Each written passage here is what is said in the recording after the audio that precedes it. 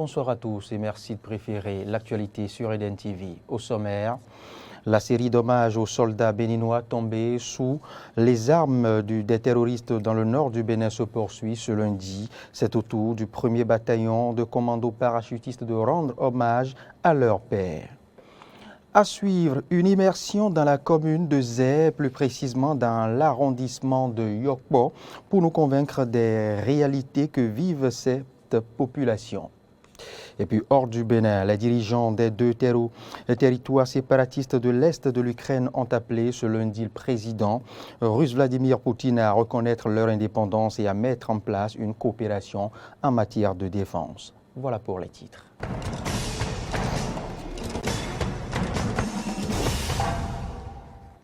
Bienvenue à toutes et à tous. Le gouvernement béninois célèbre la mémoire de ces vaillants soldats tués à l'issue des attaques djihadistes. Une série d'hommages aux soldats béninois tombés sous les armes des terroristes dans le nord du Bénin se poursuit de par le pays. Ce lundi, c'est au tour du 1er bataillon de commandos parachutistes de rendre hommage à leur père tombé sur le champ de bataille. Pour rendre hommage à deux combattants, deux héros sortis de leur rang et tombés les armes à la main au champ d'honneur. Nous sommes ici ce jour pour témoigner la reconnaissance et la gratitude de la nation à ces deux dignes et vaillants fils du Bénin qui ont donné leur vie pour notre salut, notre sécurité et notre tranquillité. En effet, le sergent-major Togbe Joseph et le soldat de 2e classe Aïdéji Denassor Unerich, engagés tous les deux dans l'opération Mirador de défense et de protection des frontières nord de notre pays, sont tombés au champ d'honneur le 6 janvier 2022 pour le premier et le 22 décembre 2021 pour le second. Il est clair, très clair, que le Sauveur ne tombera pas du ciel. C'est d'abord à nous et à nous seuls, à nous prioritairement, qu'incombe la défense de notre peuple et la protection de notre nation. C'est la lecture que nous devons faire, chers martyrs, de votre sacrifice, combien grand, combien noble, très parlant et signifiant pour tous. La responsabilité de notre armée est ici grande et l'accompagnement de notre peuple inconditionnel. Cet accompagnement passe d'abord par le respect de... Retour dans la partie sud du pays. Information de proximité oblige, immersion dans l'arrondissement de Yokpo pour nous convaincre bien évidemment des réalités que vivent ces populations. Une longue liste de doléances formulées par les populations attendent les responsables à divers niveaux. En voici le reportage. Yokpo est l'un des 11 arrondissements de la commune de Zé, situé dans le département de l'Atlantique. À Yokpo sévit un manque criard d'infrastructures socio-communautaires, un calvaire que dénoncent les populations. Nos difficultés sont d'abord à partir de l'énergie électrique. C'est à partir de là, je vais dire. En dehors de ça, pour résumer, pour ne pas trop partir bavarder, je vais dire, bon, en résumé, je vais dire, à partir de l'électricité, là, et il y a la maternité, ou bien l'hôpital, je vais dire, qui va regrouper beaucoup de choses.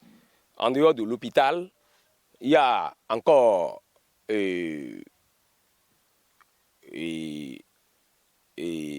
la SONEB, je vais dire, qui va penser à nous, la SONEB, parce qu'on n'a pas de l'eau.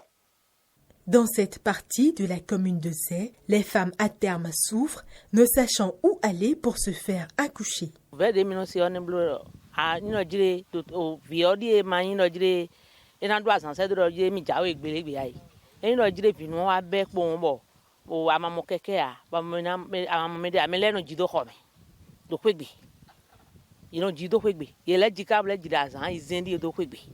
nous d'autres do gouverne mi ta ça do a khoso de ni film mi do yo po boze d'autres ça do nous mi yon le ni mo kogbo podo vile po.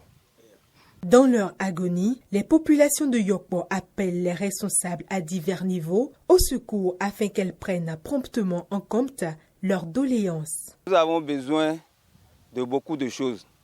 Nous avons besoin de l'eau, nous avons besoin de l'énergie, c'est-à-dire du courant. Nous avons besoin d'une maternité aussi, parce que concernant la maternité, c'est que nos femmes souffrent énormément. Pour aller accoucher, il faut parcourir une dizaine de kilomètres avant de trouver une sage-femme. Et vraiment, ça cause de graves pertes pour nous, parce que des fois, les femmes accouchent sur la voie ou bien elles accouchent à la maison. Donc, au gouvernement de penser à nous. De venir nous construire une maternité pour Yokpo Centre, et d'équiper le village d'énergie, que ce soit du courant, que ce soit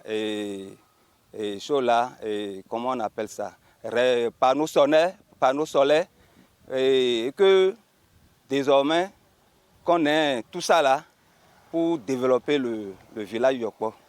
Les doléances exprimées par les citoyens ne sont pas exhaustives. À défaut de satisfaire la population, élus locaux et autorités diverses se doivent de travailler en synergie pour soulager les filles et fils de Yokpo. Eh bien, de la commune de Zé, revenons maintenant dans l'arrondissement de Glodjibé, dans la commune d'Abomey-Calavi. Le projet Arche est entré dans sa phase de sensibilisation et de validation des travaux qui ont été effectués par les agents de l'INSAE. À cet effet, plusieurs agents enquêteurs sont déployés dans certains quartiers et villages pour recueillir les informations auprès des populations. En voici les précisions. Le quartier Misebo dans l'arrondissement de Glodjibé accueille ce vendredi la campagne de sensibilisation et de validation communautaire des listes des ménages. Un processus qui vise à s'assurer du train de vie communautaire et l'effectif des ménages. Demander si ceux-là, leur situation, est-ce qu'ils sont toujours, on peut les classer en tant que pauvres extrêmes ou bien en tant que pauvres non extrêmes. Maintenant, à partir des réponses que la population, le CV, les conseillers vont donner, nous, on pourra valider les données qu'on a à notre niveau. Maintenant, les sensibiliser également pour que ceux qui n'ont pas pu être mobilisés en ce temps, qui n'avaient pas donné leur nom, ou bien ceux qui sont de nouveaux arrivants dans le village ou bien le quartier, et qu'on sait que ceux-là sont dans des situations compliqués, c'est-à-dire les démunis, ceux-là aussi, on puisse recenser leur nom pour qu'eux aussi puissent bénéficier des avantages du projet H.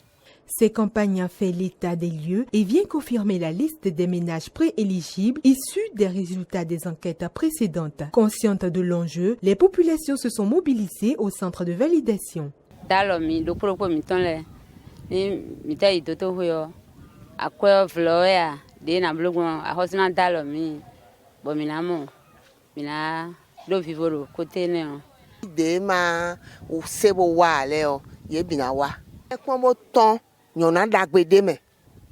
Ce travail de validation met à contribution tous les responsables à divers niveaux et les communautés concernées. Nous avons reçu les agents enquêteurs du projet H ce matin pour la validation des travaux qui ont été faits par les agents d'INSAE. Nous autres, on a fait l'effort pour faire sortir la population du village Misebespace qui sont sortis vraiment pour cette validation.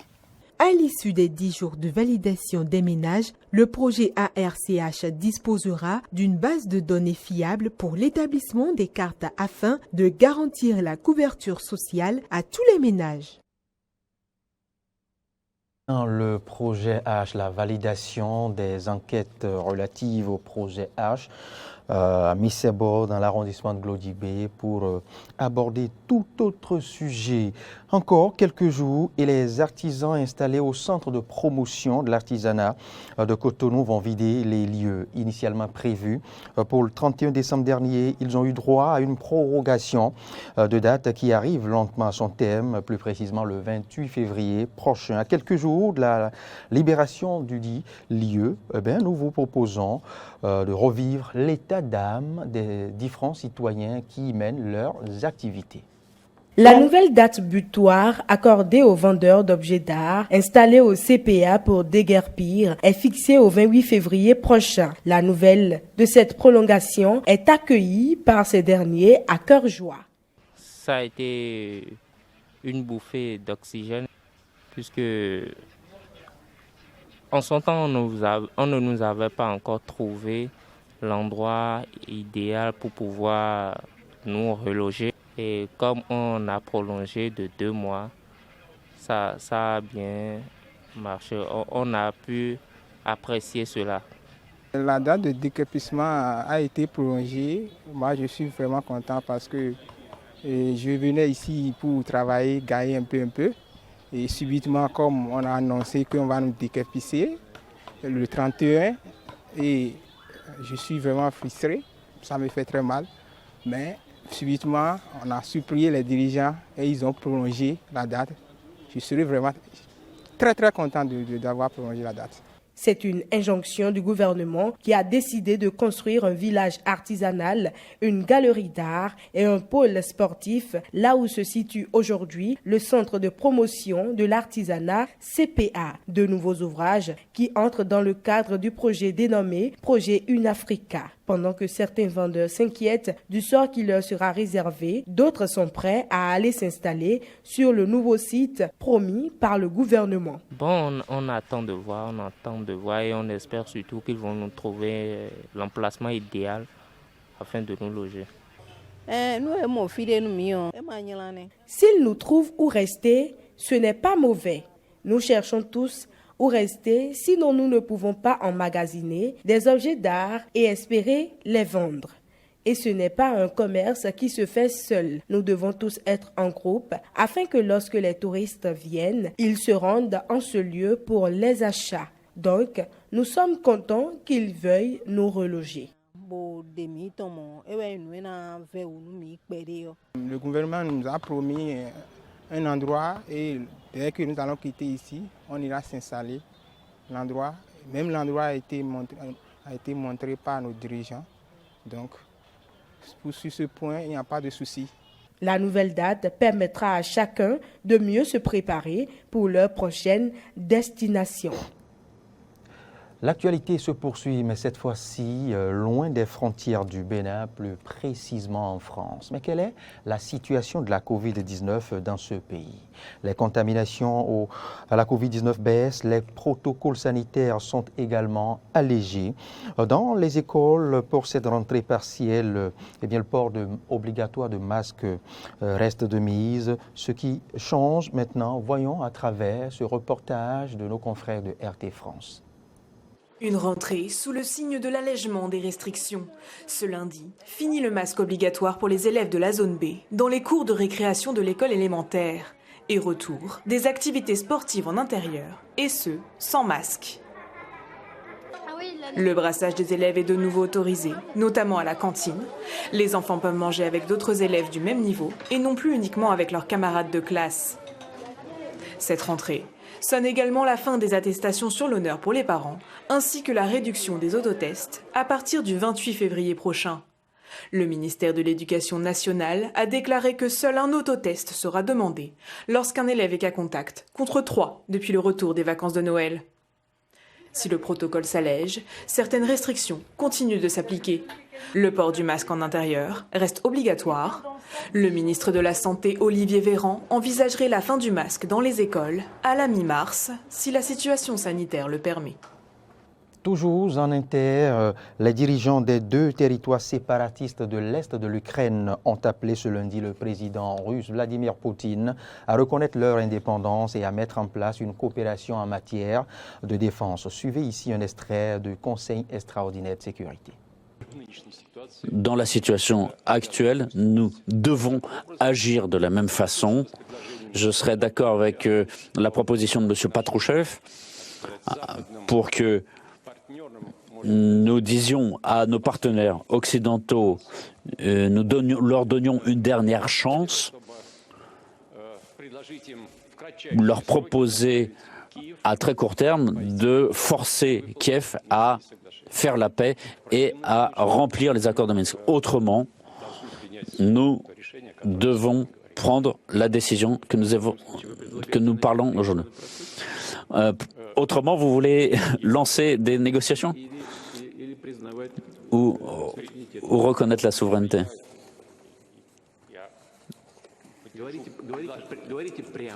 Dites-le franchement. Je soutiens la décision de reconnaître. Je soutiendrai ou je soutiens? Je soutiens la proposition d'inclure les républiques de Donetsk et Lugansk dans la Fédération de Russie. Non, on ne parle pas de ça aujourd'hui. On parle de la reconnaissance de leur indépendance. Oui, je soutiens la proposition de soutenir leur indépendance.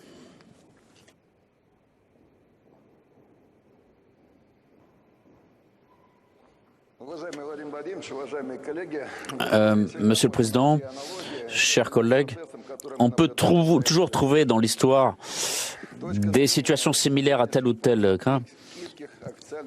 Et quand on voit les déclarations des autorités de Kiev, elles disaient qu'elles ont été obligées dans cette situation de signer les accords de Minsk parce qu'ils avaient été forcés, c'était comme un acte de capitulation. Mes collègues, entre guillemets, faites une analogie avec l'histoire. Rappelez-vous, mai 1945, l'Allemagne signe l'acte de capitulation et finalement ne remplit pas le document qu'elle a signé parce qu'il y avait des difficultés, quelle que soit cette difficulté. Il y avait peut-être des feux des tirs dans les rues de Berlin, mais c'est pas une réponse. Donc quand les partenaires occidentaux vous invitent à jouer à ce jeu honnête des négociations, à ce moment-là, on ne peut jouer ce jeu honnêtement, c'est que si les cartes sont claires pour tout le monde. Il ne faut pas chercher à dire que les cartes sont de mauvaise qualité, etc. Il faut... De quoi peut-on parler dans ces conditions? Personne nous appelle à discuter, mais ce sont ces partenaires qui nous ont présenté une petite fiole avec une arme de destruction massive, qui ont bombardé l'Irak, qui ont bombardé d'autres pays. Et c'est eux qui nous appellent au dialogue. Et donc je pense qu'évidemment il faut reconnaître le statut de ces républiques populaires de Donetsk et Lugansk dans les limites administratives que ces peuples, que ces républiques et ces territoires et leur population étaient avant ce conflit. Eh bien, ce sera tout pour ce point de l'actualité sur Eden Télévision. Merci de l'avoir suivi. L'information se poursuit sur nos différents canaux digitaux, à savoir Facebook, Twitter et YouTube, et sur notre site internet www.benin-6eden.tv. Bonsoir.